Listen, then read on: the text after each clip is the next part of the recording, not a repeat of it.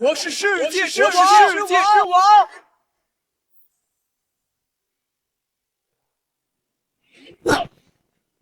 遭报应了。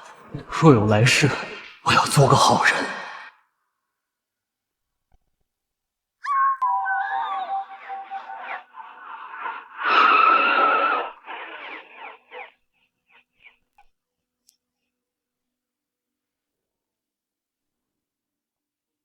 让一下。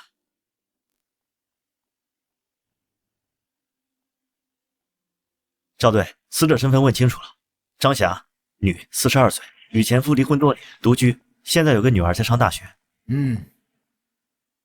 队长，死者身中3刀，致命伤在颈部。根据报案人提供的信息，初步推算，死亡时间应该在9点钟左右。哎呦，这么多血，3刀啊！3刀啊！哎呀！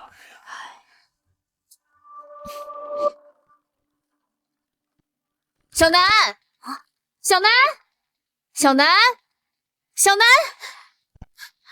玩，外面出了那么大事情，你就知道玩游戏。姐，你怎么回来了？外面吵什么呢？你没听到什么声音啊？隐约听到了，怎么了？隔壁出了凶杀案，死者是张阿姨。啊！小吴，你干嘛呢？队长，我马上来。小南，你锁好门，别乱走。可今晚加班，谁敲门都别开啊！弟弟，醒醒，你不会有事的，不会的。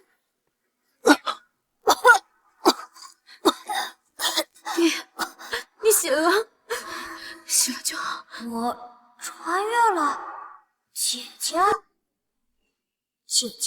我终于有亲人了。这一世，我要做个好人。我可是最了解犯罪的。姐，我帮你破案啊！你一个小屁孩懂个屁破案，老实待着。哎，这谁干的？可怜呐！让让！哎，这也太狠了哈！手套，我去拍照。哎呀，这到底怎么说？你说这好好的人就……你个小这小孩！好冷啊！哎呀，这是死者的阴气啊！可不是嘛！就是。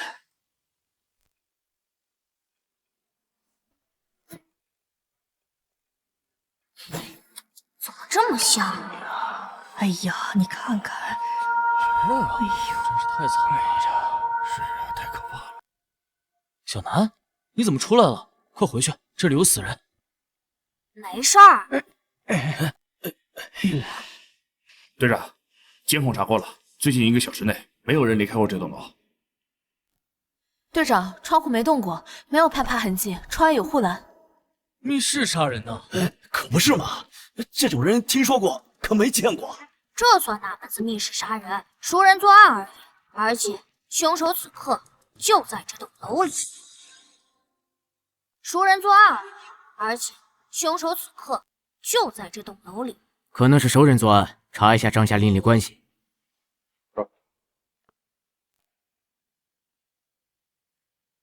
这谁家的孩子呀？赶紧领走！这熊孩子！小南，快回去！再看，小心做噩梦。小南，你在这里捣乱干嘛？快回去！不好意思啊，赵队，这是我亲弟弟，他爱捣乱。这是你弟弟啊？亲弟弟？啊，还不快走！哎，等等，你和你弟弟就住在这儿？是对面602。小朋友，来，过来，过来，别磨叽，来吧。小朋友，叫什么名字啊？几岁了？9岁，3年级，放暑假打游戏，9点03分听到尖叫声。大叔，你要问什么赶紧问，别拉家常。好，那你跟叔叔说说看，你在听到尖叫声之前都看到了什么，或者出门发现了什么？我在打游戏。那你怎么要说是熟人作案？这很明显啊。不是老赵，这现场还没勘察完呢，他就敢说熟人作案？你真要听个9岁小孩在这分析案情，这不是浪费时间吗？你爱听不听？哎，等等，他们是离案发现场最近的邻居，听一下。小南是吧？你继续说。首先，从案发到现在，没有人离开过这栋楼。1楼有监控，窗户有护栏，你们查过的。其次，从现场痕迹来看，张阿姨死前挣扎着，但她倒在沙发旁，距离门口有一段距离，尸体并无移动痕迹。此种情况很可能是张阿姨主动给凶手开门，将其迎进门，符合熟人作案特征。还有，尸体旁那把刀是凶器吧？刀我见过，就是张阿姨家的水果刀。也就是说，凶手并未提前准备凶器，并非蓄谋已久。再者，从现场痕迹来看，凶手不为财。综上所述，熟人作案可能性极大，而且是在冲动之下的激情犯罪。等等啊！这现场被翻得乱七八糟，财物丢失，痕迹很明显，具体数额还要等家属回来才能核实。凶手不为财，你小子别睁眼说瞎话呀！赵队，还让这小子走吧，别听他胡咧咧。小吴，管好你弟弟。第一，从现场痕迹来看，极有可能是凶手为了误导警方而有意为之。第二，案发于9点前后或更早，这个时间大多数人都还没睡下，没有哪个小偷会在这个时间上门盗窃被发现行凶，不都是后半夜吗？第三，最重要的一点，戒指。戒指？什么戒指？张阿姨手上的金戒指啊！如果凶手是为财，怎么会忽略这枚明晃晃的戒指？你听得懂我在说什么吗？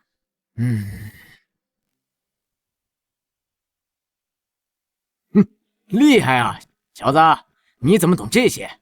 我爸是刑警，我妈是刑警，我姐是刑警，我就是刑警，家庭熏陶嘛。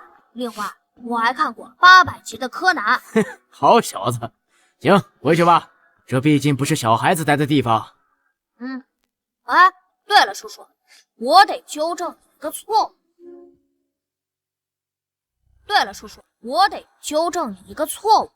你别乱说话，还纠正错误，看把你弄的！叔叔，你看到了吧？都看到了吧？他打我，虐待儿童，快把他抓起来，让他好好反省。是要报警是吧？反了你了！看见了吧？哎，好。小南，你刚才说叔叔有个错误，什么错误？你说说看。不好意思啊，赵队，小南乱说话，我带他回去。哎，没事，我听着。叔叔刚刚说，案发前，也就是尖叫前，这是不准确的，因为可能尖叫声就不是张阿姨发出的。那你又为什么如此推断呢？因为我能听到。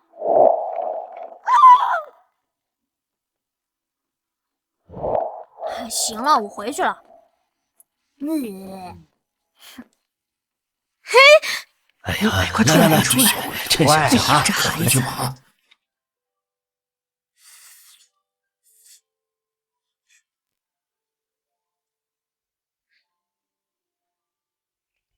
楠楠，你怎么又吃泡面？屋里都是味道，窗也不开透透气。姐，你回来了。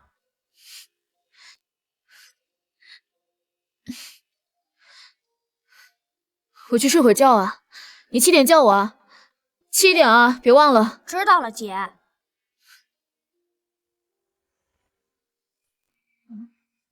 3天了，案子还没破。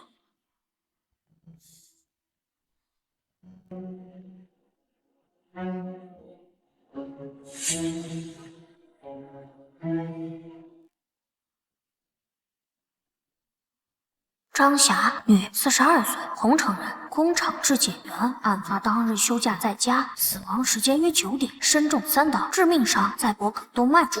为人和善，并未发现与人结怨。女儿在上大学，前夫王洪刚虽多年来一直骚扰张霞，案发时并不在槟城，且3个月未与被害人通话，已排除作案嫌疑。凶器上未发现指纹，门口地面脚印复杂，皆来自于张霞与多名嫌疑人。这个案子明明并不复杂，怎么给调查成密室杀人案呢？根据1楼周大爷笔录，大约在晚上9点听到尖叫声。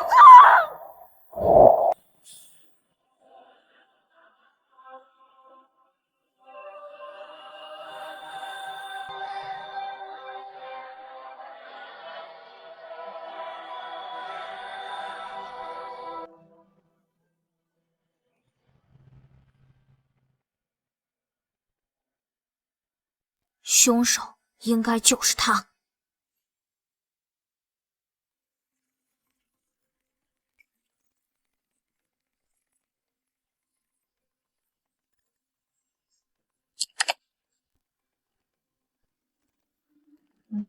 湾江花园1单元的701-702-501-502，凶手就是他。姐，7点了，起来啦！哎呀，你别吵，我起来了。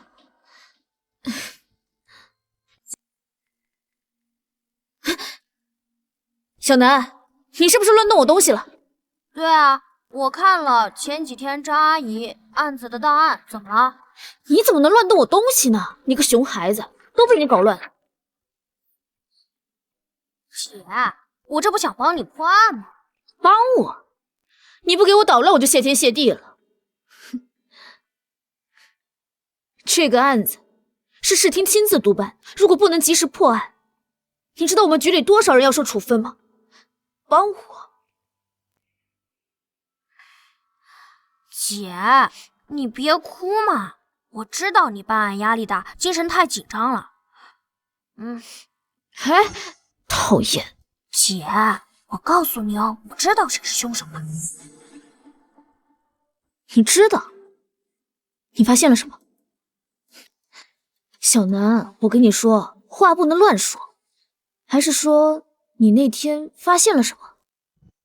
不是，这是我经过分析才得出的结论。在这份档案里，你们忽略了一个非常重要的问题。什么问题？1楼住户绝不可能听到任何尖叫声。我以为是什么问题，怎么不可能？别再给我捣乱了，你姐很累，你姐还……姐，你听我说。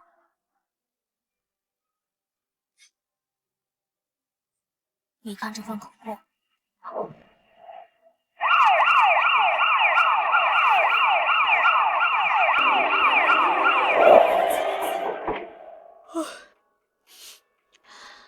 队长，你们来了，进来。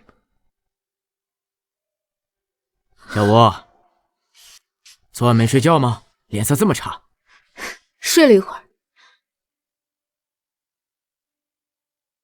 小吴一个人带弟弟不容易啊。你电话里不是说发现重大线索吗？什么情况？快说。啊，是这样，我弟弟说，案发当天，如果那声尖叫是在6楼的室内发出来的话，1楼的住户根本不可能听见。但是根据我们的口供，里面却说1楼的住户听得非常清楚。哎，等等，这件事情昨天开会的时候不是已经讨论过了吗？能否听到是在2口之间，因为女性的尖叫声能达到70分贝左右。小吴，你怎么回事啊？大家都这么忙，你弟随口说什么，这就叫重大线索？还把我们都叫来，你是不是睡傻了？不是，孙队，是这样啊。假设这个声音不是张霞发的。哎，行了，你搞什么呢？喂，那个谁，你干嘛凶我姐？会不会好好说话？小南，小吴同志，能不能管管你弟弟？这是命案，不是过家家。哎，好了，老孙，我知道你着急，别这么上火。你继续说。就我们假设那声尖叫不是张霞发出来的。姐，你几天几夜没合眼，这才睡了多大一会儿，状态这么差，怎么分析案情？还是让我来吧。行，你来吧。搞什么呀？到底搞什么呀？吴心言，凶杀案你让你弟弟先杀我什么呀？他一个9岁的小屁孩啊！你到底想干什么呀？我看你这刑警是不想干了吧？老孙，你干什么？别吓到孩子！行，你们说啊！你让一个9岁的小孩给你上课，教你们怎么破案，我走。等一下，小南，你干嘛？你不能走。怎么个意思？案情分析你爱听不听，但你打碎我家花瓶赔钱。小南，你别闹。姐，你别管。我告诉你啊，我今年9岁，正在上小学。你要是敢动我一下，我马上躺地上去。我会发网上，让全国人民都知道，警察打小孩，你马上就得撤职。哼，好啊啊！吴新言同志，我算是长见识了，你家是真厉害啊！这叫重大线索。哼，够了吗？哎，老孙，够了，叔叔，你也要走吗？不走的话，我可以跟你说说。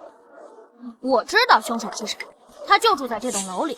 小南，不靠谱的事不能乱说，还不能确定是凶手，只能列为嫌疑人。小吴，小南，你怎么知道谁是凶手？那天你是看到什么了吗？整栋楼的住户我们都已经排查过了，案发的时候都有不在场证据或不具备作案能力，已经全部排除嫌疑。小朋友，饭可以乱吃，话可不能乱说。首先，1楼绝不可能听到尖叫声。你们认为的两可之间，这是一个极其严重的错判，误导了你们的调查方向。你说错就错呀！女性尖叫70分贝，而且我们已经做过实验了。那你的实验人员耳背吗？周大爷耳背，街坊邻居都知道，而你们做笔录的调查员显然忽略了这一点。当时都上来看热闹，我以为就是现场太吵了，他才没听清楚。周大爷耳背不算严重，这点确实容易被忽略。但我在案发当夜也提醒过你，我不该听到尖叫声。我在卧室打游戏，隔着3道门，戴着耳机。可我翻遍了所有档案，你们没人记录我这句话。我本不该听到尖叫声，但我听到了，周大爷也听到了。以上可证明，尖叫声绝非来自于6楼室内，而更可能是楼道内。但张霞死于客厅，尸体并无移动痕迹，所以尖叫来自于凶手的伪造。凶手是女性。如果仅推理到这一步，凶手可男可女，男性也可捏着嗓子或通过网络音频在楼道里发出女性尖叫。由此产生了一个新的疑问：凶手就在6楼制造尖叫声，楼上楼下肯定第一时间出来查看，他如何跑路呢？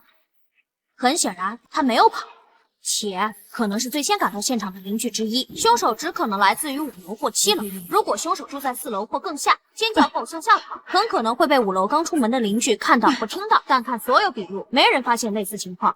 推理到这一步，我基本可以将凶手锁定701、702、501、502户中，7楼2户，702空置，701是李大妈老两口。考虑到老人体能以及现场经过布置，基本排除李大妈作案的可能。5楼2户，柴叔与王叔，王叔先出来。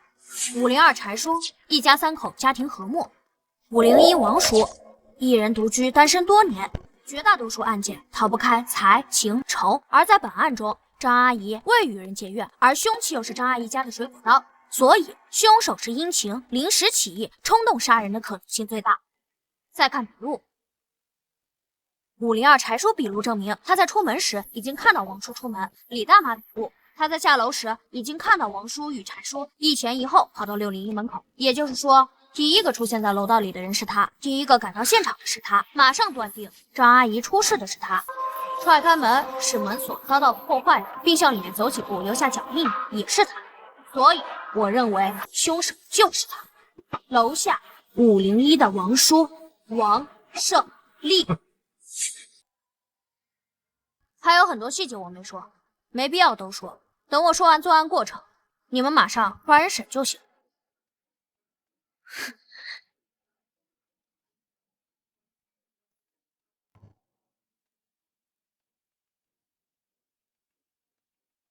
7月13日夜里8点半至9点之间，王胜利正在张霞屋内谈事情，因为某些矛盾，王胜利失控。停，你可别胡说八道了，主观臆断，没有任何证据。这是严谨的推理，如果你有问题，允许提出来。好，那我问你，现场明明有盗窃痕迹，你为什么说没有丢失财物？张阿姨的女儿在案发隔天赶回来，笔录我看了，她这几年在外上学，极少回家，只能确认被害人卧室里过去的首饰没丢，2部旧手机没丢。至于被害人这几年是否置办其他值钱物件，以及是否丢失，他无法确定。你也知道无法确认。我原本认为戒指没丢是凶手伪造现场的疏忽，可我重新复盘案件后，发现并非如此。凶手在犯案后出奇的冷静，他做了很多他自认为很精巧的布置，是他调节了空调，以减缓血液凝固速度。凶手还擦掉了刀上的指纹、空调遥控器指纹、柜子前的脚印。他想要伪造成入室盗窃被主家发现，从而杀人的假象，但他显然不具备布置完美犯罪现场的能力，不知该如何处理赃物。1楼有监控，他带不出去，他怕警察搜全楼，因此他不是疏忽，他是故意的，什么都没拿走。这假象他认为也是合理的。入室盗窃还未发现值钱物件被发现，杀人慌忙逃走，所以结合被害人女儿的笔录，我认为他就是什么都没丢，因为他不敢拿。你可真会想象。还有什么问题吗？好，那我再问你，如果真按你所说，一个普通人冲动杀人，他怎么能如此冷静？怎么可能想到如何布置现场，甚至误导警方？谁跟你说王胜利是普通人？你什么意思？要不咱打个赌吧？赌什么？王胜利是凶手？你真当这是过家家？王胜利一定是凶手，没什么好赌的。哼，那你扯什么？我认为王胜利过去杀过人，身上还背着命案，你信吗？什么？什么？他过去杀过人？小南，不能乱说话。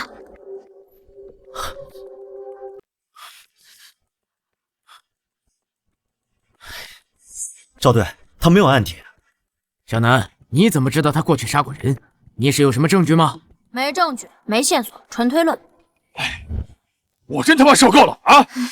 你小子越说越玄乎是吧？胡说八道个没完！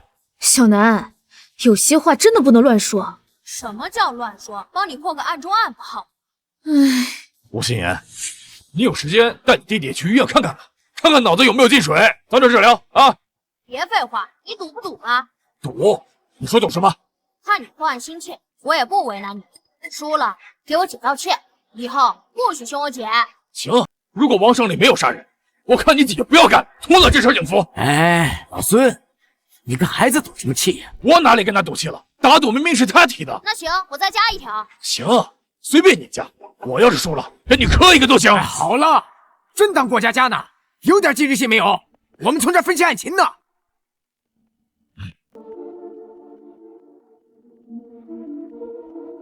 小南啊，你刚才分析的是有几分道理，但是他没有实质性的证据，就连间接性的证据也没有，全是推论。我现在虽然可以把王胜利带回警局配合调查，但最多关他48个小时。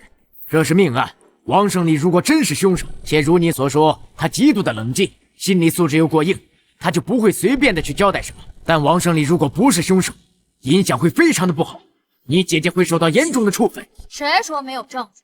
我刚想说了，被你打破。那行，那我就再说一句。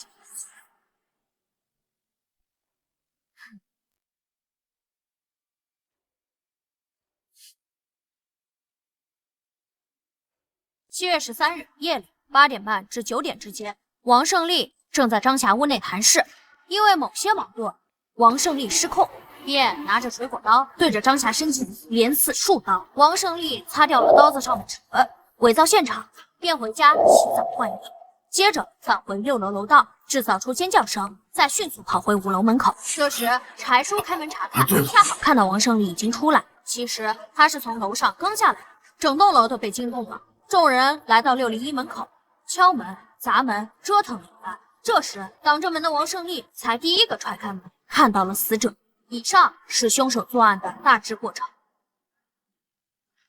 间接证据：根据被害人伤口出血量，凶手身上必得蹦跟上血，他需要回家洗澡换衣，且对衣服反复冲洗。案发这3天，他一定反复冲洗过浴室，可以查一下他家的水量情况。证据2，可对凶手家浴室进行卢米诺测试。卢米诺测试高度灵敏的化学发光检测方法医学领域检测，肉眼难以观察到的极微量血迹。哪怕凶手反复清洗过浴室，血液被稀释到100万分之一，卢米诺测试依旧会有效。证据3，王胜利40多岁，重度烟瘾，嗓音沙哑的他，哪怕捏着嗓子，恐怕也很难模仿出女性尖叫。所以，我认为他是靠电子设备模仿出尖叫。抓人时带我去现场搜查，我能帮你们找到直接关键证据。不对，假设王胜利真的杀过人，而且洗了澡，按被害人的出血量，如果角度……案发当天，围观邻居中，王胜利是唯一一个刚刚洗过澡的人。虽然他吹干了头发，换了身衣服，伪装的很好，但他身上依旧有浓郁的沐浴露香味。我证明，我记，我可以断定，王胜利身上不仅溅上了血，还很多。如果只是少量血溅到衣服上，换衣服就够了，不需要洗澡。还有问题吗？用水量够了，等我打电话。喂，老雷啊，我老赵，哎，找你帮个忙，帮我查一下713案，案发单元最近的啊，对，1个星期就可以，用水量的情况。好嘞，我等你回电。哎，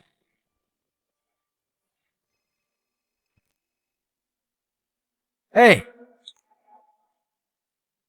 那是哪一户用水量最大？501啊，那案发前呢？没有，那也就是说，案发后501是用水量最大的一户，对吗？好嘞，好嘞，好嘞，我知道了。好，谢谢啊。行动。是。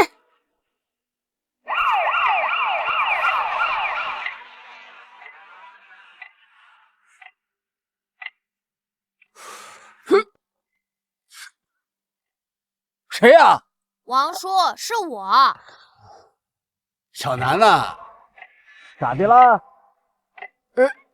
你等我一下啊。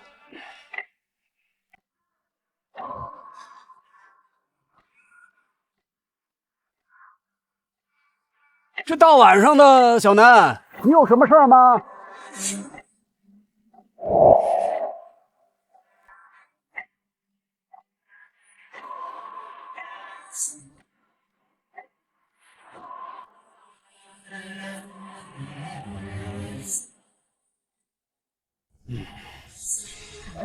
哎，别动，别动！你们要干什么？老实点，双手抱头，给我丢丢剑！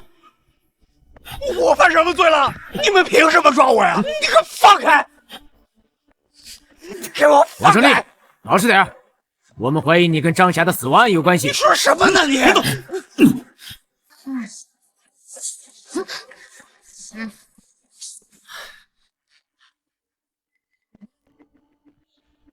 你等等！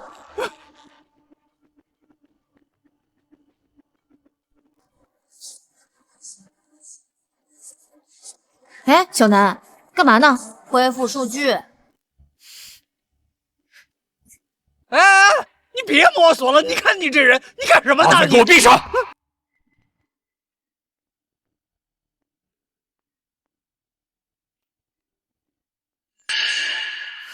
队长，你快来看！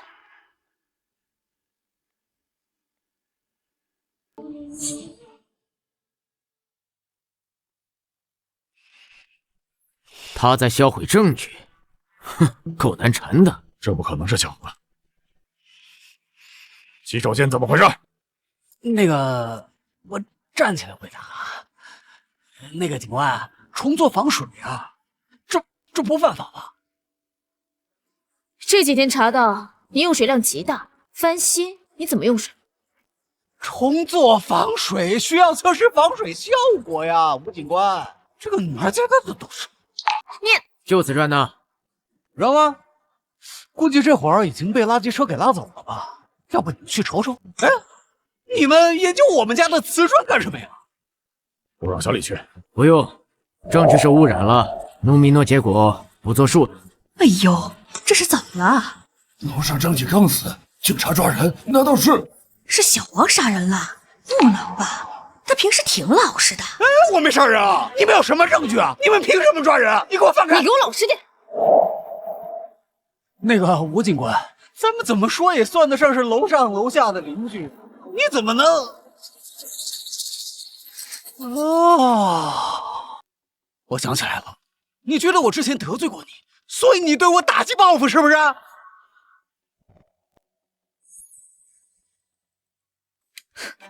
我报复你什么？你觉得我差点害死你爹爹？啊？警官，他平时加班忙啊，他经常不回家。那次呢，他拜托我去接他弟弟放学，我没答应他。结果呢，他弟弟放学自个儿回家，在路边贪玩掉河里了。你弟弟落水，当晚有这事儿？嗯，是。哎呦，我想起来了，那天呢，我本答应小吴买菜顺便过来接小南的，结果我临时有事儿，我就没去，跟小吴电话说了。哎呦，这事儿啊，说起来也怪我。哎，不过人可不是我杀的。哦，我知道了，你弟弟差点掉河里淹死，你怪我？谁怪你了我？你不怪我，你们抓我干什么？陷害我，杀了张霞，你们一点证据都没有就把我给抓起来了。哎呀，这不是陷害，这是什么？不能吧？吴警官平时人挺好的，就是脾气差点。谁知道啊？这到底是……哎呀！哦，我想起来了，最近啊，新闻上说啊，咱们槟城在评选什么东南最美城市，现在发生了命案，这影响极坏呀！听说呀，这个案子还是市厅督办的，让他们限期破案，降低影响，是吧，各位警官？哎呀，这都过了3天了呀，你们一点证据都没找到呀！这一着急就把杀人犯的帽子扣我头上了呀！你给我闭嘴，别胡咧咧！是，我父母走啊，我一个人南下打工呀。我都40多岁了，我还是个老光棍啊，没亲人没朋友呀。等他们要是把我抓进去，就屈打成招呀！到时候连个替我伸冤的人都没有呀！我太适合被诬陷为杀人犯了，是吧，吴警官？你这么陷害我，你心可真够狠的呀！你他妈的把嘴给我闭上！警察大人了！警察大人了！警察大人了！你们可得替我作证啊！他们要打我呀！你看看，怎么打人警察他打人呢？他咋回事啊？小王啊，平时沉默寡言的，都不爱跟人说话，今天竟然这么能说，这可是掉脑袋的罪，谁被污蔑谁不急呀？对呀。还是一定要查清楚，别诬陷。你干什么呢？侦办现场禁止拍照。没什么。凭什么不让拍啊？警察大人不让拍啊？啊，还有没有王法啊？王胜利，注意点啊！谁打你了？他呀，他刚才要打我，你没看见呢？哎，人家邻居可都看见了，你现在不承认了是吧？各位街坊邻居啊，你们肯定不能走呀，可得替我作证啊！你们要是走了，这帮黑警察肯定打我呀！到时候就算没有证据，他们也会伪造证据的呀！放心吧，小王，我们不走。王哥，我们都看着呢。你们放心啊，我没杀人，我肯定不会承认的呀！就算他们把我抓进去，那最多就是关我48个小时。我要是没出来呀，你们可一定要给电视台打电话呀，让全市人民都好好看看这帮黑警是怎么诬陷无辜市民的。队长，哪里需要做卢米诺测试啊？不需要了，你去看一下现场。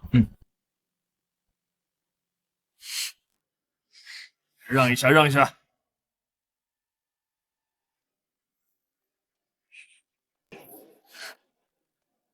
老钱，你怎么来了？听说放钱人了，过来看看。我冤枉啊！他们没有证据，随便抓人啊！他们赵队，没证据，正在收集证据。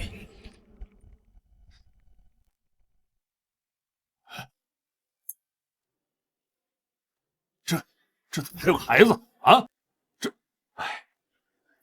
老钱，行，有事说事。老钱，这是你一组的案子，赵队亲自盯着的，这里没你们2组的事。你从哪来啊？回哪去吧，别在这添乱。啊！五天乱，就你手下那几个歪瓜裂枣，还有个走后门进组队的，连现场管理都做不好，能办好什么案子？不是，你什么意思？没意思，我早就说过，这个案子就应该让我们2组来办。青天大老爷，你可来了呀！你可得为我做主呀！我是被冤枉的，他们没证据啊！他们，你看看啊！随便扣人，连证据都没有，这传出去会造成什么影响啊？哎，行了行了，老钱，这没你的事儿，回吧啊。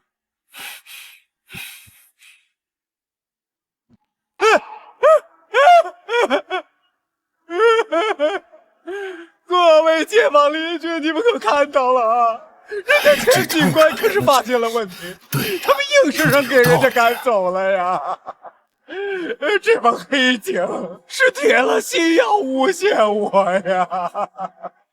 哎呦，这警察是怎么了？这都什么事都？这是陷害啊！王胜利，你注意点啊！诬陷，这就是诬陷啊！你们可一定要通知电视台啊！还有没有？谁陷害你了？你还有你姐！不见棺材不掉泪，这是你手机吧？是我手机，那又咋了？现在这个社会谁还没个手机啊？你承认是你手机就行。哎，吴楠，你掉到河里差点被淹死，那跟我没关系呀！你记恨我干什么呀？啊！你说你一个小小年纪的孩子，你不学好啊？你心咋就这么狠毒啊你？我很毒。那行，我今天就发发善心。我给你个机会，只要你承认张霞是你杀的，并交代犯罪过程，算你自首，怎么样？你没病吧你？我没杀人，我自什么首啊？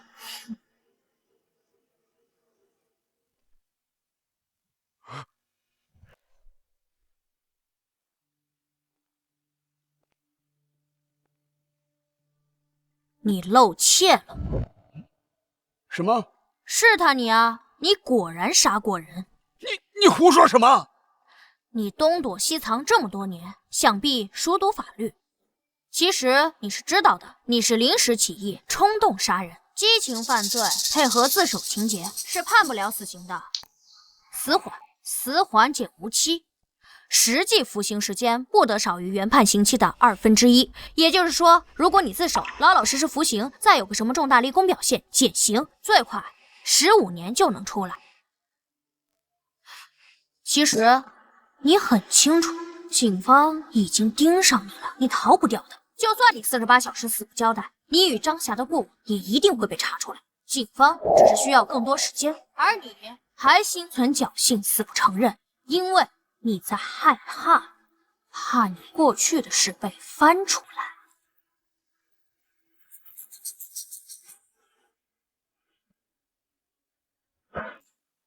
自首吗？自首？嫌疑人没有第一时间反驳，小南跟他说了什么？声音太小，没听清。大家都简单点，你数罪并罚，下辈子做个好人。我不知道你说什么。不见棺材不掉泪，那我送你上路。你没证据，你没有证据，你没有证据。我有证据。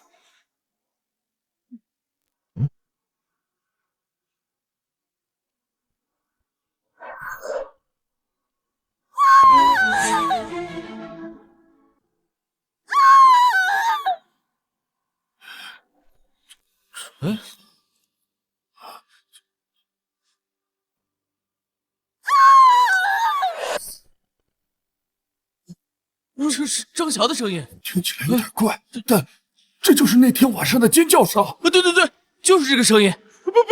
不是，不可能！我明明已经删了呀，我已经删除了。哦，你删掉了？你承认这是你制造的声音了？那晚上的声音是王哥搞出来的。哎呀，他搞这干什么呀？他怎么这样？我们都认为他是假的。没想到真是他呀，真是作孽呀！我已经删了，我明明已经删了呀。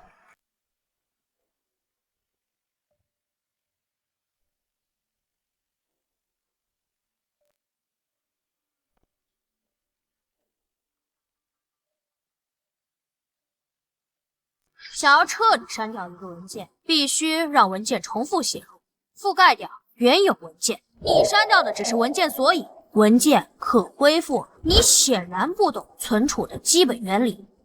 另外，你与张霞的聊天信息我也恢复出来了，是通过一个名叫爱友的交友软件。你与张霞楼上楼下邻居很多年，本来并无过多交集，直至3个月前，你与张霞通过爱友闲聊几句，越发熟络。具体聊天内容涉及到张阿姨隐私，我就不读了。不过我还看到了，你最近2年来通过这个软件搭讪过多离异女性，并提出无理要求，要我读读吗？别，人是我杀的，我承认人是我杀的。姐，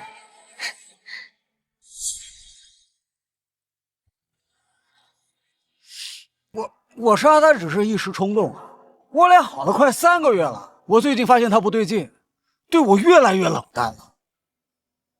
我怀疑他外面有男人了，我那天给他发消息他也没回，我就去找他了。谁啊？我。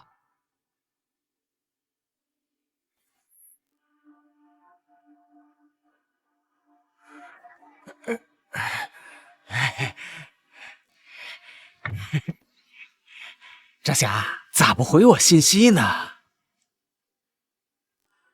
卧室充电呢，没听到。进门时间8点，具体聊了什么？就闲聊些家常话呗。我还问他白天休息他干嘛去了，他也没说。王胜利以前真杀过人？杀过。为什么要杀他？警官，我不是跟你说了吗？他外面有男人，对不起我呀！哼，老实回答问题。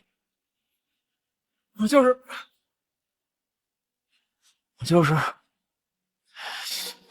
我说，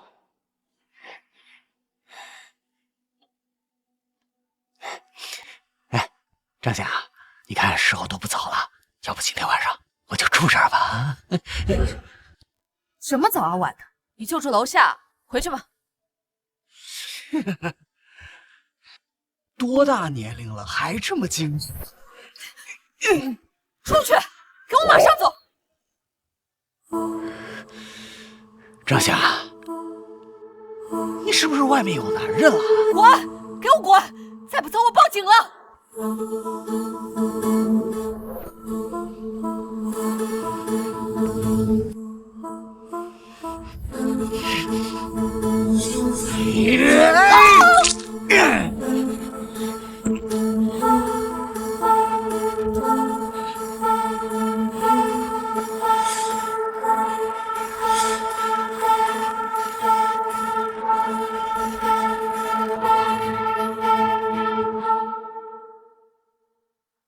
现场盗窃痕迹是你布置的？是你调节了空调温度？是。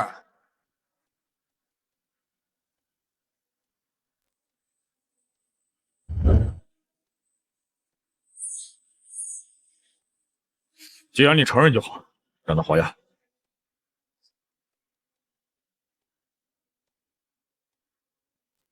看这就行。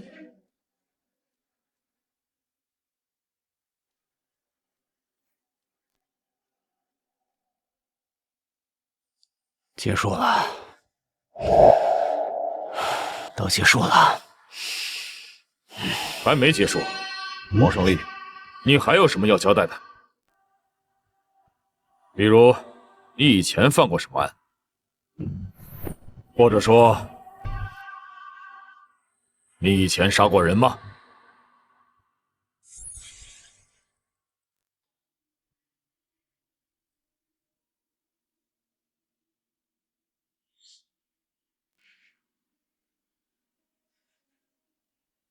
能给我一支烟吗？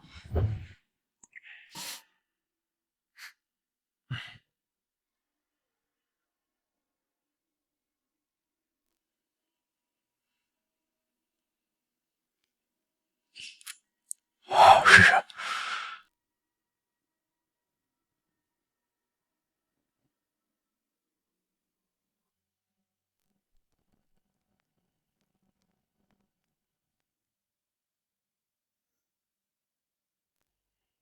王胜利，回答问题：你以前杀过人吗？没杀过。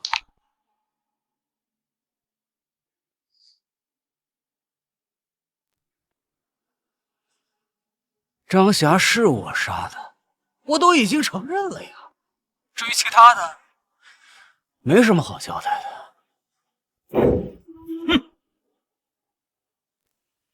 王胜利，我警告你，不要负隅顽抗。谁负隅顽抗了，警官？我没杀过什么人，有本事你们自己去查喽。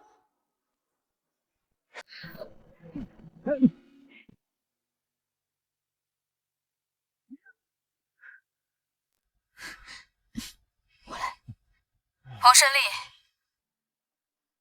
你犯的罪足以判处死刑，你现在在耍无赖，没有任何意义。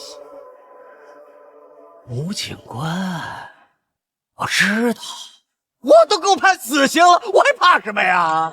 你们不是着急着破案吗？现在案子破了，你赶紧把我抓去判个枪毙呀！你们还折腾什么呀？啊？不会吧？你们警察还真觉得自己是正义的化身呢？怀疑我以前杀过人，就一定要查清楚啊？是吗？是吧？哎，太好了！据我的了解啊，如果我身上还有案子没查清楚，你们就得一直关着我，判不了我，我的命还长着呢。小南，你说王胜利以前杀过人，有几分把握？10分，我去审判。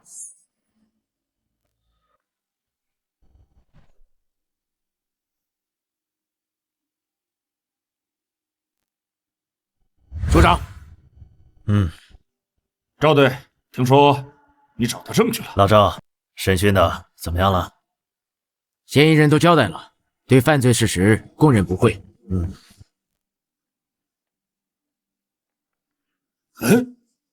赵队，怎么又是这孩子？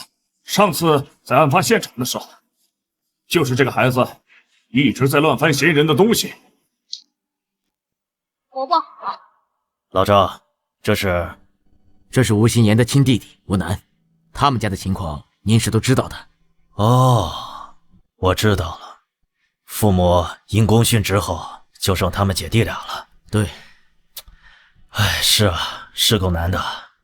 小吴平时也忙，以后这孩子要来署里就来，没地方写作业，带到会客室。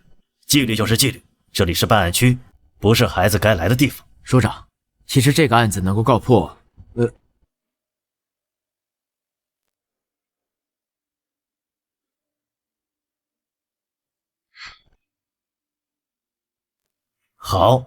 好，这个案子能告破，你们功不可没，赶紧结案送检吧。署长，还不能送检啊？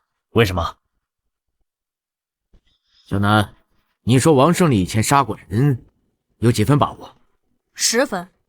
我们怀疑王胜利在杀害张霞之前还杀过人。还杀过？案中案？有什么线索？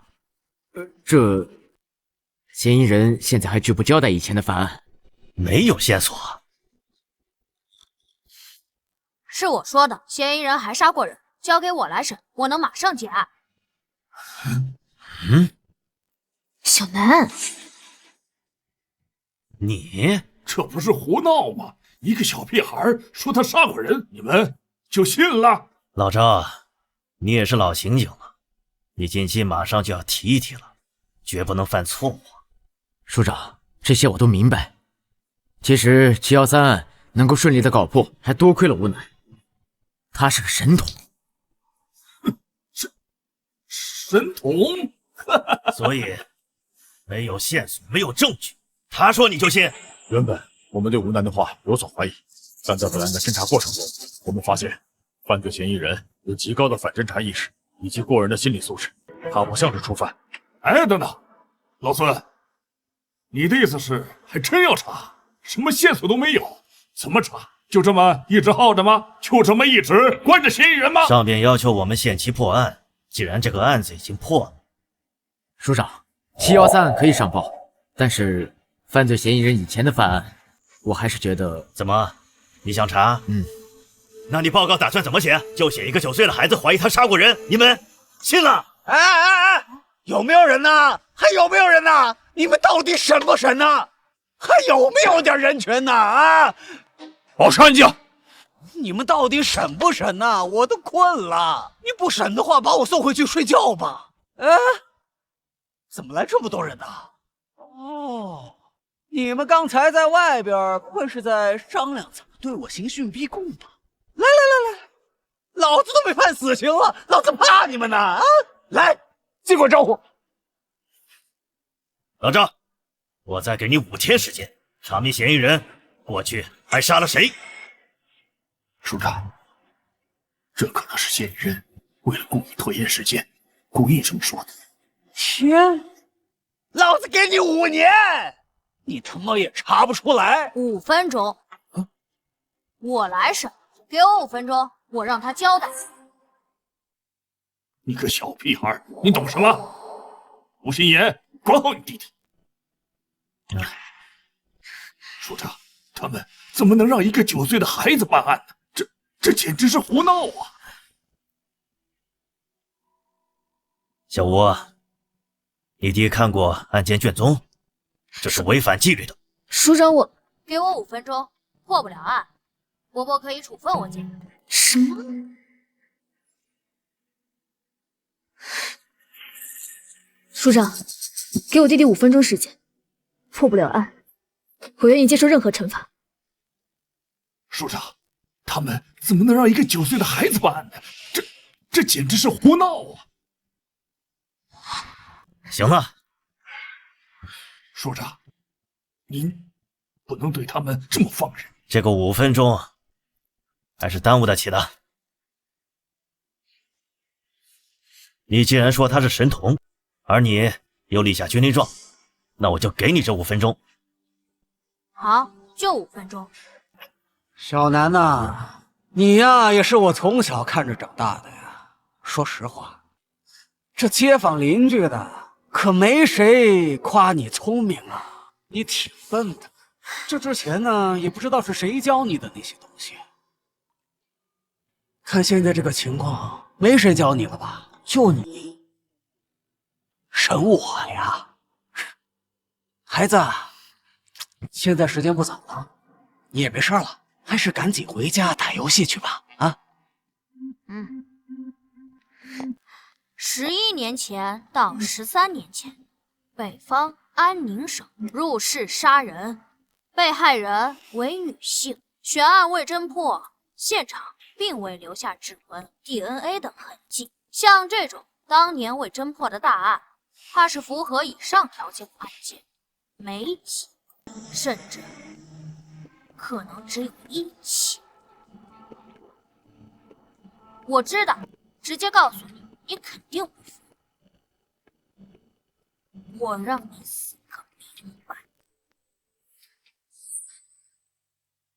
基本上可以敲定犯罪嫌疑人了，只不过还要做一些补充的侦查，因为推理的因素比较多，实质性的证据还有所缺乏。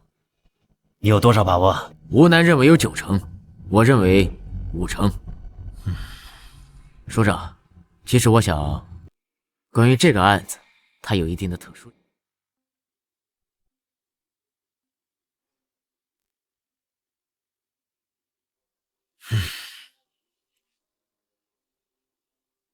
老张，我再劝你一句，这件事无异于赌上你的仕途。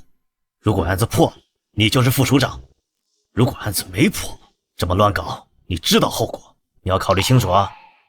署长，我明白，我都考虑清楚了。破案要紧。行，去吧，有问题及时向我汇报。是。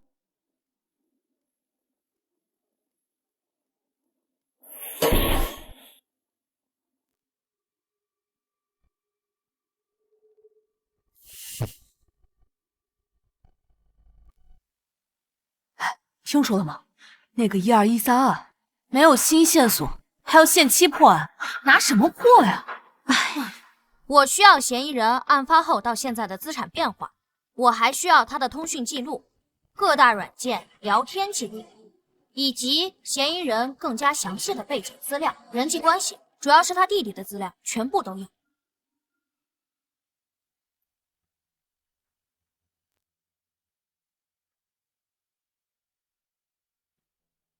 可以确定他伪造了不在场证明。抓人吧！好，开始行动。老王，你去联系曼和警方，把所有的资料准备好。老孙啊，监听设备一定带走。OK。等一下，署长的电话。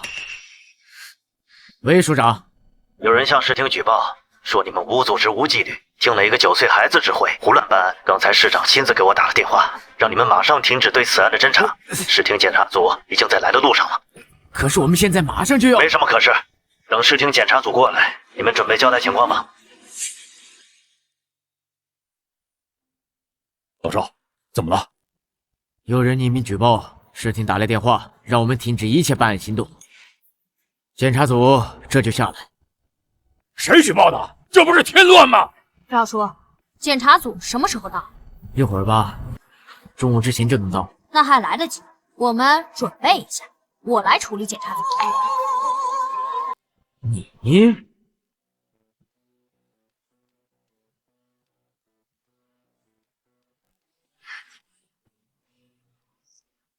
老楚啊，你说说你是怎么搞的啊？咱们市今年工作的重点就在刑侦方面，你到底……何市长，其实这件事，也不是。来，咱们进去说吧。你看看这干什么呢？简直是无组织无纪律！赵成龙呢？你马上把他给我叫过来。是，我马上把他叫过来，向您汇报。您先，请。起立！起立！市长好。好，大家好啊，都请坐啊。这是怎么回事啊？你们等一下。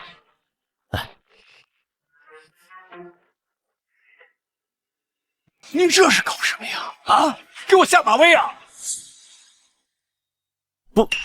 不是啊，何市长，我实话实说了，这个案件有新进展。那个小孩他破了713案，是有能力的。其实不是赵成龙糊涂啊，而且他9岁，他闹啊，我也拿他没有办法。而且案子如果破了，是吧？胡闹，简直就是胡闹！何市长，警员们都等着呢。您看，您来都来了，要不您先……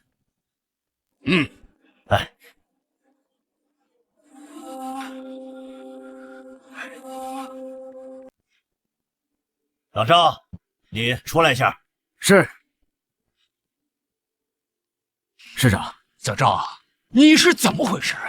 市长，其实1213案我们已经有了突破性的进展，可以马上向您汇报。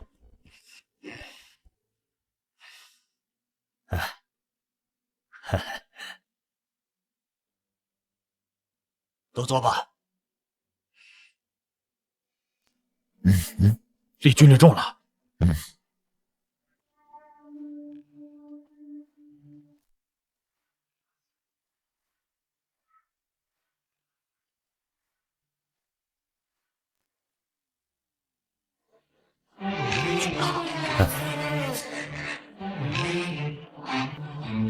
还吃啊？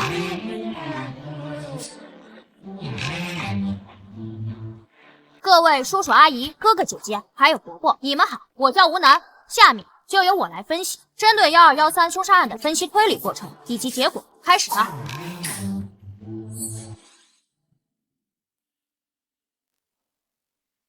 从这一点，大家请看，这是1213案死者宋东的人脉关系。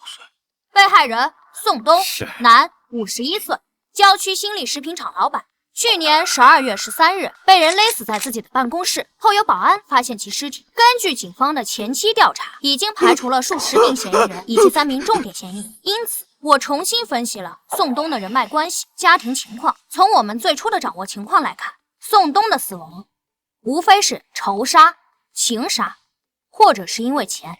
熟人作案的可能性高达90%以上，但不排除雇凶杀人的可能性。有道理啊，说的有道理，说的有道理。但对我个人，再结合实际情况，宋东的死必然是熟人作案，并无雇凶杀人的可能。因此，我将侦查重点放在……小朋友，打断你一下啊。您说1213案件是去年年末的头号重案，我也看过卷宗。据我所知啊，被害人宋东，他是本市知名的企业家，他的社会关系极为复杂。被害之前，他有多重关系在身。那我要问你了，你是基于什么样的理由或者是线索，直接将雇凶杀人的可能性给排除了呢？凶手作案的方式很复杂。复杂吗？很复杂。请你详细说说。我之后会说到，请您不要打断我的汇报流程。吴南，这位是何市长？注意你的态度。坐下。你继续说。宋东因家暴等原因13年前离异，前妻冯冬梅带走了2个女儿。宋东与女儿的关系非常冷淡，直到4年前，前妻冯冬梅去世，宋东与女儿的联络渐多，关系逐渐缓和。在我初次看完卷宗时，我个人认为宋东的死是因为钱的可能性最大。首先要怀疑对象是财务主管傅娇娇，她是宋东的姘头，并在宋东死亡后参与了遗产争夺战。但我很快又排除对傅娇娇的怀疑，因为经过分析，我发现活着的宋东比死亡的宋东对傅娇娇的好处更大。事实也确实如此，傅娇娇还没嫁给宋东，打官司也没拿到任何遗产。因此，我转移了分析重心，将注意力放在了宋东的家庭上。他有2个关系不怎么好的女儿，看图，大女儿宋茜，女27岁，4年前结婚，丈夫苟洪涛。在宋东死亡前，2人定居于曼河市，开设了一家很有规模的连锁快餐店，育有1女，已经1岁。2女儿宋阳，女25岁，2年前结婚，丈夫张科。在宋东死亡前，夫妻2人也是定居于曼河市，都在外企上班，未生育。我记得刑侦上有一句名言，叫做大胆假设，小心求证。宋东的死跟他2个女儿有直接关系。其实我也怀疑其他人，并做了补充侦查，但那些已经不是重点，暂且不说。我就说我为什么怀疑他们。你这个假设不算大胆吧？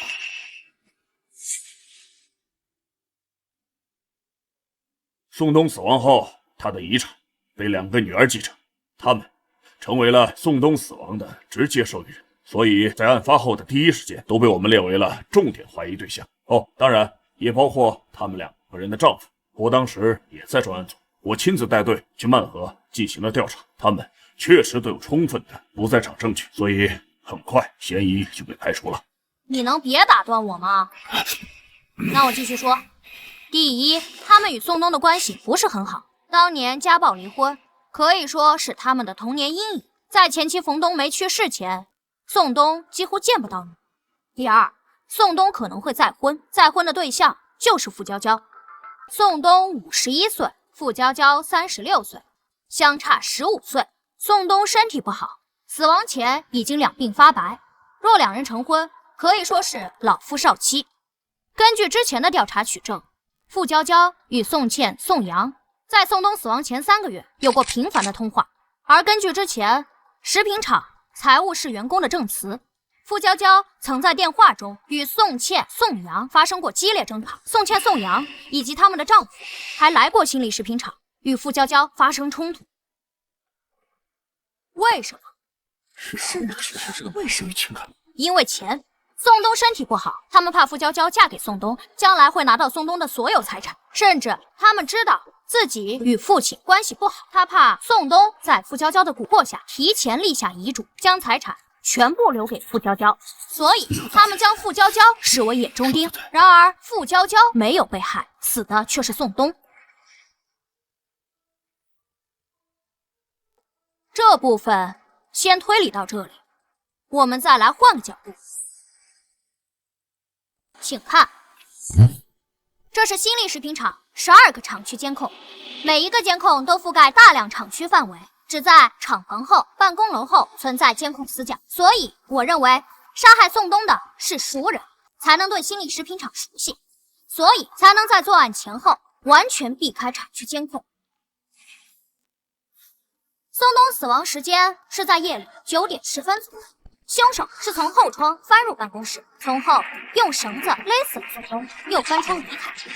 那么疑问出现了，凶手是如何打开窗户的？这很重要。怎么打开？当然，可能就是宋冬忘了关窗户。但去年12月，京城早已降温，全天气温维持在12度到17度之间。而警察接到报案，赶到现场时，空调制热是开着的。那么，也就是说，宋冬不应该开窗户。另外，宋冬办公室的窗户是平开式，并非横拉式。此类窗户还有气密胶条，在关闭时，如果不反锁锁好，窗户会弹开缝隙，很难关严。而在正常人使用的情况下来说，关窗户时一定会随手锁上。以上我有充足的理由判断，被害人宋冬在死亡前理应是在屋内吹着空调，而窗户属于内部上锁状态。而根据现场勘查，窗户已经打开状态，且并未破坏，这就很奇怪了。凶手既然是翻窗进，作案后又翻窗离开，那么凶手一开始是如何在外面打开窗户的？是啊，这个问题。是啊，怎么进来的？凶手是怎么进来的？真的很重要。刚刚这位伯伯问我为什么直接排除雇凶杀人案，凶手作案看似简单，实际上却做了许多准备。凶手需要潜入一个满是24小时的监控工厂，打开那一扇根本不可能打开的窗户，在作案后全身而退。从作案风险、从复杂性来说，这不符合一个被雇佣亡命徒的作案特征。如果真有一个这样被雇佣的傻子，站在便于谋杀的角度，我认为凶手一定会在工厂外蹲守，寻找夜黑风高制造车祸的事情。宋冬今天深夜独自开车回家，新力食品厂属于郊区，回程的路上需要经过一段没有任何监控的郊区土路，那才是最佳的动手。只要有一点小刮蹭，将宋冬骗下车，亦或者蹲守在宋冬小区的门口，等待最佳的时机。这些方法比本案作案的方式简单也安全得多。等等，小朋友，刚才你说的是有些道理，可是你要考虑的是，雇凶杀人，雇佣的如果不是外人，如果是食品厂的员工呢？我考虑过，新力食品厂直至案发时，在职员工共276人，男员工有107人，女员工169人，所有员工皆无案底。你觉得谋杀是一件很简单的事吗？拿一笔钱，普通人就可杀人？可是有些人，我知道，有些员工本就与被害人存在严重的矛盾，而根据现场调查，和离职员工在内，一共有7人跟宋冬存在严重矛盾。他们的名字分别是霍俊生、冯娟、苏广利、王二虎、魏坤、韩浩、李汉。而在案发前，霍俊生和冯娟夫妇早已出外城打工，被排除嫌疑。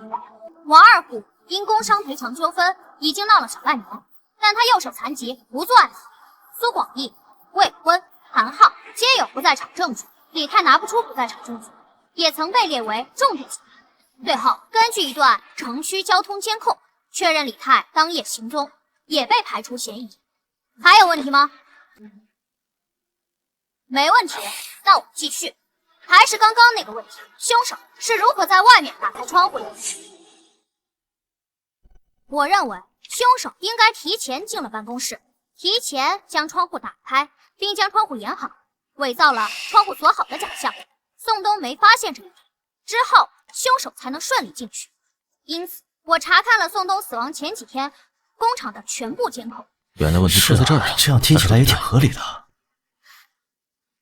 工厂一共有12个厂区监控，6个厂房监控，4个办公楼监控。这是案发前2天，去年12月11日中午11点24分，办公楼东走廊的监控画面。这个人进入了宋冬的办公室，不知做了什么，又从办公室离开。而这一天，根据监控显示，宋冬上午根本就没在办公室，他是在下午3点多才到。所以，这个人是趁宋冬不在的时候，独自进入了宋冬的办公室。他在干什么？我也不清楚。拿资料、整理文件、打扫卫生，不，都不是。以上那些情况我都已经筛掉了。在宋东不在的情况下，进入其办公室，往往都是需要一个极为正当的理由。而这个人，我不觉得他有什么正当的理由，他就不是新力食品厂的员工。视频截图可能看不清楚，但经过特征对比，几乎可以确定，这个人就是宋东的大女婿苟洪涛。还真是啊！案发前2日中午，趁宋东不在的时候，苟洪涛进入其办公室，停留7分钟才离开。他去做了什么，我也不得而知。但我认为，他把办公室的后窗打开，利用东西将窗户掩好，为谋害宋东做了准备。这确实是一种非常大胆的设想。很异想天开，对吧？我为什么要这么说？但是，小朋友，不好意思啊，我再打断你一下。您说，你的关于窗户的推理呀，有道理，不过呀，也只是推测而已，并没有任何的实证啊！尤其是对苟洪涛曾经进入办公室的这段分析啊，我觉得完全是主观臆断。根据我上次看过的报告啊，宋东和大女儿一家在最近的1年内来往极其频繁，而且其女婿苟洪涛也曾经多次去厂里头找过他的岳父宋东。你所发现的这一次啊，其实并非是第一次。那你看啊，我可不可以这样来推测啊？苟洪涛在案发前2日去找宋东，进到厂里之后，发现宋东没有在办公室，他就在办公室坐到沙发上等了一会儿，等过之后他才离开，这样也有道理，对吧？而你呢，直接认为他这么做是为谋杀在做准备，这样是不是过于草率啊？但是我刚刚说了，但是什么呀？确实，仅凭这段监控不足以证明什么。但是，12月11日中午11点24分，苟洪涛走出办公室。11点36分，苟洪涛进入公共食堂。11点51分，苟洪涛走出食堂，点了一支烟向北走。11点52分，苟洪涛从1号厂房北侧的监控下经过。11点56分、12点03分、12点09分、12点15分、12点36分、12点44分、12点48分，苟洪涛分别从1号厂房南、工厂南墙、西侧甬道转角，2号厂房、工厂南墙、工厂西墙、2号厂房、东厂东墙、办公楼向东北角的监控下经过。工厂一共有12个厂区监控，在短短的1个小时内，全部拍到了苟洪涛的身影。这说明什么？他在干什么？说明他今天进入办公室后不知道做了什么，先去食堂吃了饭，而后趁着中午人多，厂区各处都是人的时候，混在人群里，以最不起眼的方式抽着烟，假装打着电话，走走停停，围着工厂转了完整一圈，仔细观察工厂地形。更重要的是，观察了监控。苟洪涛认为，只要趁着中午人多，三三两两抽烟闲聊，他混在人群中，就算被监控拍了下来，每个监控画面里的人都不一样，也没人会发现他。正常情况下确实如此。前期调查中没人发现这个，但我发现了，并将信息串联到了一起。而我所截取的这些，都是苟洪涛不仅从监控下经过，还在观察监控。这不是正常人该有的举动。就算有人注意到1次2次也就算了，没有人会全都看一遍，而苟洪涛全都看了。最后12点53分，苟洪涛进入门卫监控室，停留了6分钟离开。他更加直接的去了监控室，只是装出一副路过进去闲聊的样子。我认为他是进去观察了监控的真实拍摄范围，所以他心里在想什么，他的计划是什么。推到这一步，我几乎可以确定，苟洪涛与宋东的死脱不了关系，因为他是唯一一个宋东死亡前几日内唯一一个观察过工厂地形以及监控拍摄区域的唯一一个。实际上，早在我来警署的第1天，我最先看的就是监控，而当天，苟洪涛就是我心里的头号嫌疑人。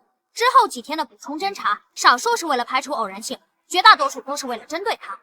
而我能不能打断一下？我刚刚又重新看了案发后最初的调查资料，以及苟洪涛的口供。他的笔录中写得很清楚，在12月11日，他确实去过工厂。当晚，他又乘坐动车回到了曼河市。案发当天，他从曼河乘飞机飞往京都。被害人宋东死亡时，苟洪涛正在飞机上。之后，我们也经过调查，确认苟洪涛确实登机了。刚刚你说不可能是雇佣杀人，可是苟洪涛又被定为了重点嫌疑对象，可苟洪涛又有不在场的铁证，他不可能是凶手。关于这一点，你怎么解释？你说的正是之后我想说的。苟洪涛确实有不在场的证据，我之后会说，请你不要急，请你不要再打断我。苟洪涛被我确立为重点嫌疑人，之后补充侦查，我找到了大女儿宋茜以及其丈夫苟洪涛1年的通话记录、身份证使用情况、银行卡信息、财富变动情况。我发现了一件很有意思的事：宋东死后发生了遗产纠纷，顾娇娇参与遗产争夺战，最后败诉。之后，宋东的食品厂被估值为4000万，转让到了宋东2女儿的名下。而大女儿宋茜得到了宋东在各地的5套房产、3辆车，全部现金以及一些其他财产。宋东有2套房产，皆在首府京都，售价极为昂贵，5套房产总价近3000万，可以说是宋东的2个女儿平分了宋东的全部遗产。而在今年4月初、4月末、5月初、6月中，宋茜分别向同一账户打款500万、600万、500万、200万，合计打款1800万。而这转账账户持有人名为苟洪波。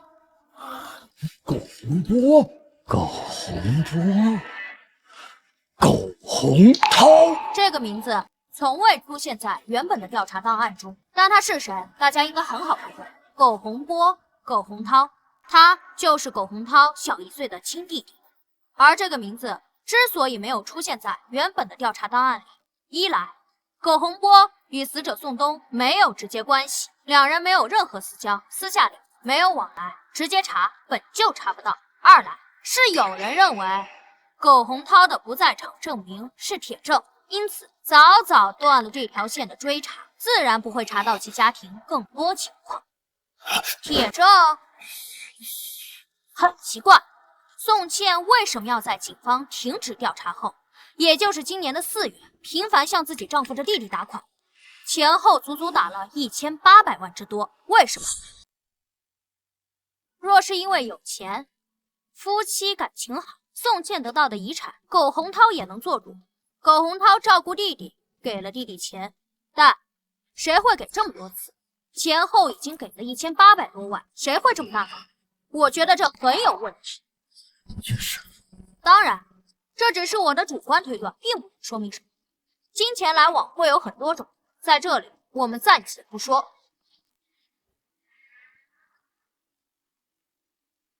我们再来说苟洪涛，他是我心中的头号嫌疑人。他在案发前的种种举动太反常，我们就先假设他就是杀害宋东的凶手。那么出现一个核心问题：苟洪涛的作案动机是什么？这是上来动机什么呀？凶杀案最重要的就是杀人动机，这是一切前提的开始。苟洪涛，男，30岁，曼河本地人，是个拆二代。22岁大学毕业后，曾换过多份工作。24时认识了现任妻子宋茜。4年前，26岁的苟洪涛与宋茜结婚，两人共同经营快餐店。去年的4月，宋茜为苟洪涛生下一个女儿。值得一提的是，被害人宋东却没有参加女儿的婚礼，他没有收到邀请。直至前妻冯冬梅去世后，宋东听说主动联络了女儿，双方关系才逐渐缓和。苟洪涛的作案动机是什么？如果是怕傅娇娇强夺财产，死的也应该是傅娇娇，而不是宋东。而且之前也提到了，宋东身体不好，何必铤而走险，谋杀一个活不了几年的人，就是为了等几年本就能拿到的财产，这是很不合算的。所以苟洪涛的作案动机是什么？这一点明明在早期调查中就应该发现，可是因为某人认为苟洪涛的不在场证明是铁证，所以直接收队，不再追查这一条线，以至于错过。不过所幸我们在补充侦查时有所发现。汉老爹真是跟这有什么关系？你怎么看这个结论？证据链的确很齐全。可是这也太牵强。在我来到警署的第2天，孙叔便带人去了曼河进行秘密走访调查，直到昨天下午才回来。他为我找到了答案。6年前，苟洪涛开了一家名为汉乐宝炸鸡快餐的快餐店。同年认识了宋茜，2年后两人结婚，一起经营这个快餐店。3年前，快餐店开展连锁经营，直至2年前，快餐店扩大到5家店经营。但在那之后，汉乐宝炸鸡快餐由盛转衰。去年1月到去年12月，苟洪涛的汉乐宝炸鸡先后关闭2家门店，4月又关闭1家，直至案发前，汉乐宝炸鸡快餐只剩下2家还在营业，一家由苟洪涛、宋茜夫妻经营，一家由苟洪涛的弟弟苟洪波代理经营，但全都在赔钱。去年1月到去年11月，苟洪涛夫妇的财产急剧缩水，2家店的店租、快餐材料成本、水电、人工开支等等，每月高达14万，其中店租就要有7万。苟洪涛与宋茜入股付出，而2人的负债高峰是在去年的6月，高达57万。去年6月，宋茜收到一笔打款60万，这笔打款正是宋茜的父亲，本案死者宋东。父亲帮女儿，理所当然，这笔钱暂时解决了宋茜和苟洪涛的财政危机。但还清欠款后，2人手里依旧没多少钱，甚至连一家店1个月的租金都付不起。去年7月末，宋东再次送钱20万。去年8月末，宋东又一次给宋茜打款20万。3次打款，合计打款100万。但在那之后，宋东再没给过宋茜钱，他很显然不想为女婿填那个救不活的无底洞。去年11月末，苟洪涛2家店先后停业，房东封店，并扣留所有的桌椅摆设、厨房设备，并追讨房租。12月13日，宋东被杀。我认为，假如杀死宋东的是他的女婿苟洪涛，那么苟洪涛的作案动机就是因为钱。苟洪涛的事业处于崩溃边缘，他需要大量的现金来拯救。去年5月份，女儿的诞生加大了家庭的负担。在曼河市这种大城市，养育一个孩子的成本非常高。还有，看这里，这是一份来自于宋东姘头食品财务主管傅娇娇的笔录。傅娇娇可以证实，去年8月份，宋茜、苟洪涛夫妇曾来到了新力食品厂，因为钱的问题与宋东大吵一架。宋茜甚至还断绝父女关系，并以不让宋东看望自己的外孙女为威胁，希望能从宋东手中得到一些资金支持。同时，傅娇娇也交代，因为这件事，她也曾与宋东发生过激烈争吵。她对宋东入股汉乐宝炸鸡的事持反对派。是的，傅娇娇不了解宋茜、苟洪涛的财务状况，甚至以为夫妇俩是冲着自己来的，让宋东对汉乐宝炸鸡店入股，扩大经营，不过是借口，是为了转移宋东的财产，防着自己罢了。但有一点可以明确，宋东、傅娇娇、宋茜、苟洪涛夫妇三方曾发生过激烈的争吵，核心问题只有一个：钱。综上所述，宋茜与苟洪涛夫妇有足够的动机来谋害宋冬，他们需要马上得到宋冬的所有财产来拯救自己的人生，甚至整个计划的制定者不是苟洪涛，而是宋茜。宋茜与宋冬本就没什么感情，若说有，也是恨。宋冬在他幼年时给他留下了难以抚去的阴影，还因为傅娇娇的存在，很难从宋冬手上得到钱。多重因素作用下，才有了这次凶杀案。这是一件惨绝人寰、有违人伦、性质极其恶劣的事故。当然，以上皆是基于目前线索的推理结果，但我认为这就是真相。宋茜与苟洪涛本就是幕后元凶，由此产生了一个新的疑问。你一直在回避一个问题。什么问题？明知故问。都说了，苟洪涛具有不在场的铁证，案发时他正在飞机上，他怎么杀？是什么？不具备雇凶杀人的可能，也是你说的。让你解释，你倒是解释啊！哎，我说老钱，你什么意思啊？你能不能让小南把话说完？你老打断他，你要干什么？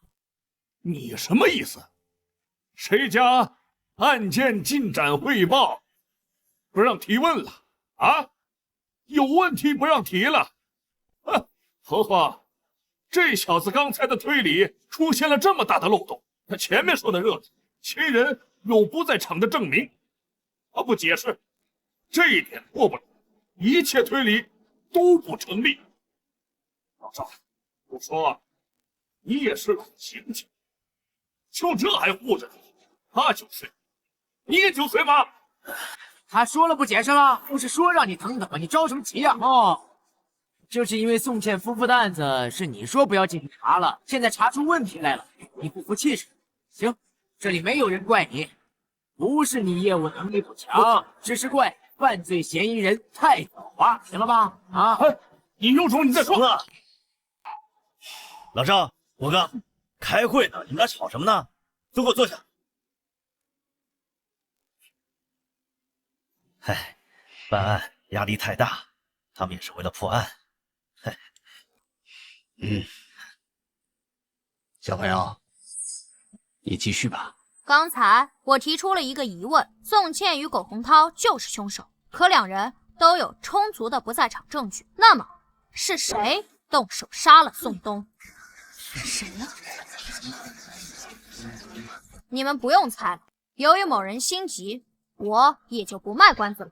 我所确认的凶手，或者说直接作案，就是苟洪涛，没有其他人。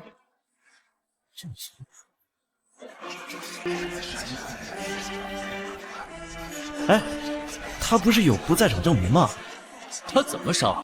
其实最开始推理到这里，我也很疑惑，明明线索都指向了苟洪涛，可是苟洪涛在案发时都已经登机了，他不可能作案。那么是谁杀了他？如此反常的问题，会是我推断错了？不，我没错。你认识这个人吗？苟洪涛。错，他是苟洪波。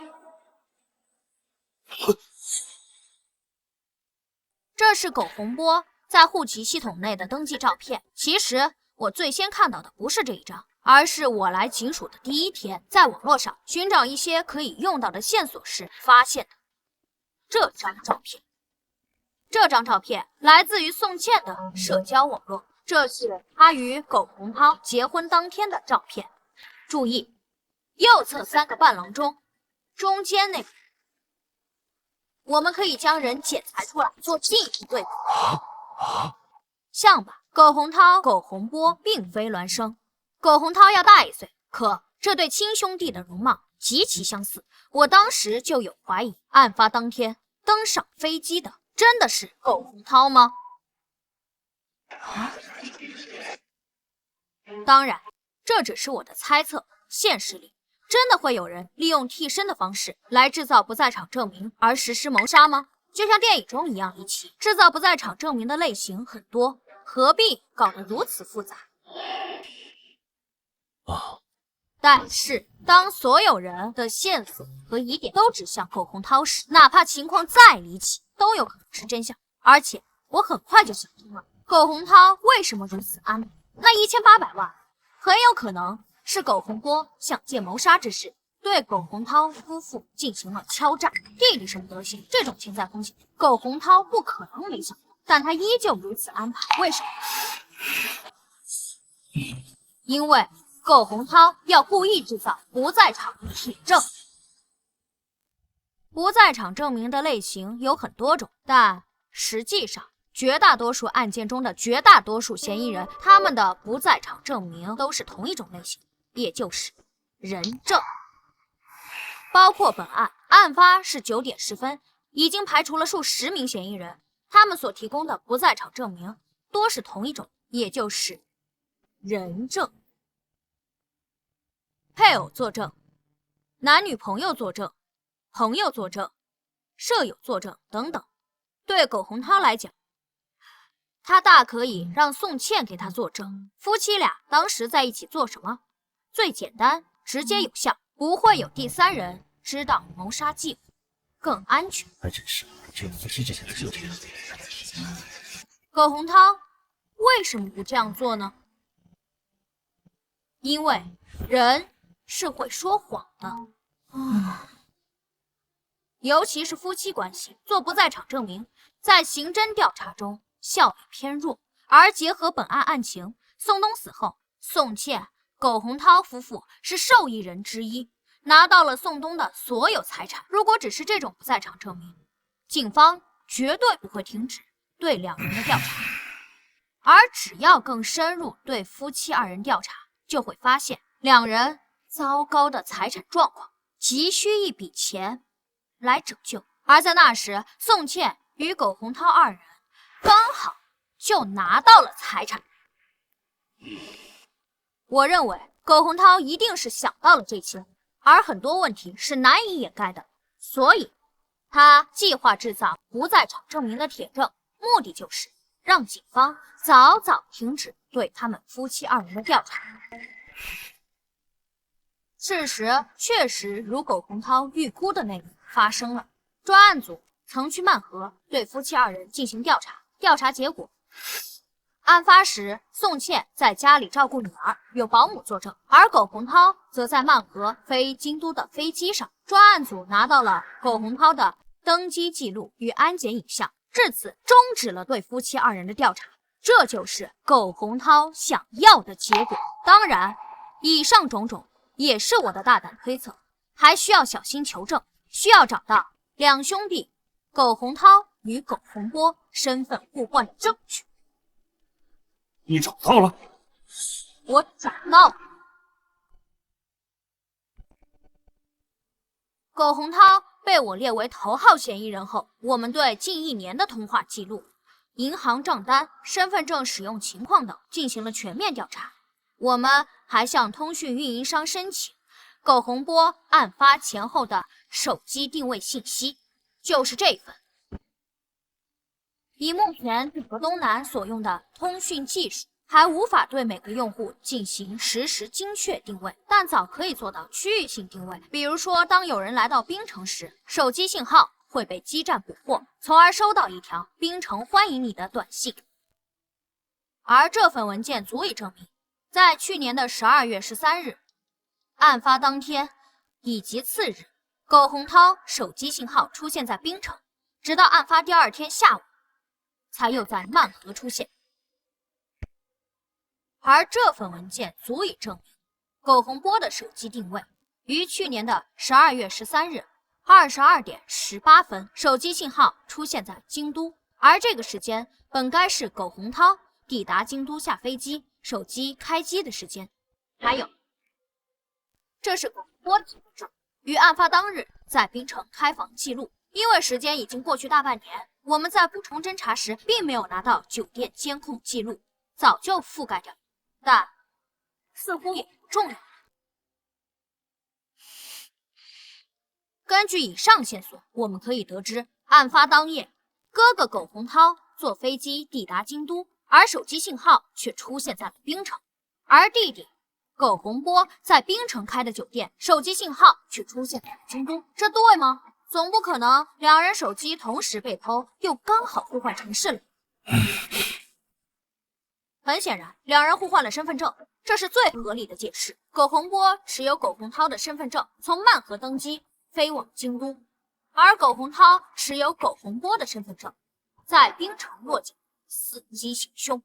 最后，这是案发现场唯一一个能够指向凶手的线索，位于被害人办公椅后43码登山靴鞋印。43码是常见，但恰好苟洪涛就是43码。综上所述，苟洪涛有足够的动机，观察过作案地形，不在场证明明显伪造，其体貌特征也符合现场的采集证据，他就是本案的凶手。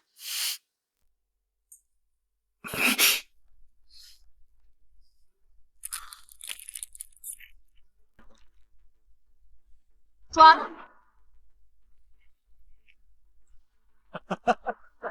小小天才，小小神头，厉害呀！好啊！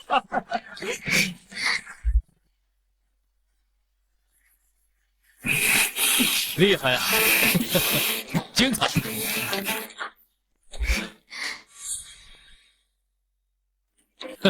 说得好啊！哦，对了，苟洪涛毕业于名牌大学，性格坚毅，事业心强，敢想敢干。而本案直接证据不多，审讯他的难度恐怕会很高。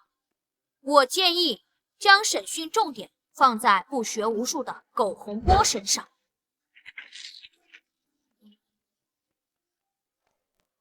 你们凭什么抓我呀？我犯了什么罪？凭什么抓我呀？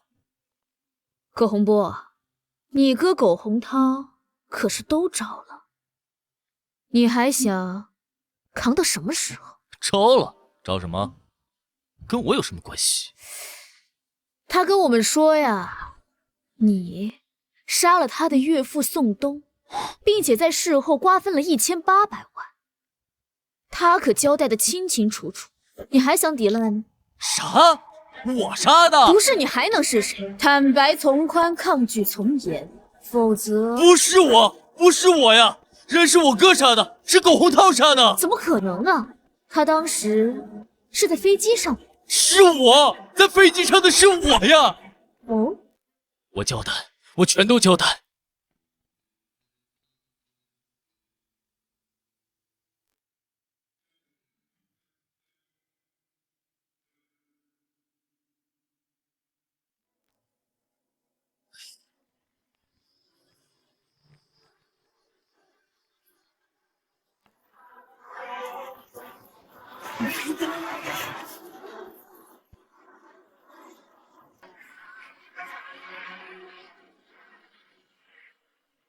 因为大家的照顾，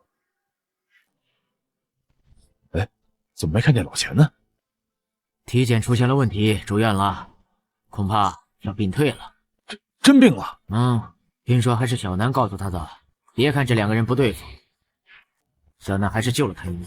这小子还真是。是啊，连破大案，刑侦天才。这小子长大以后一定会是一名优秀的警察。不对，应该说是神探。怎么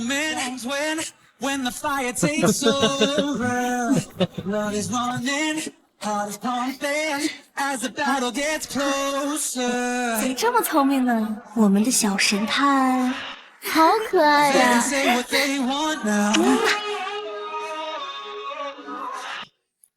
当个好人终于可以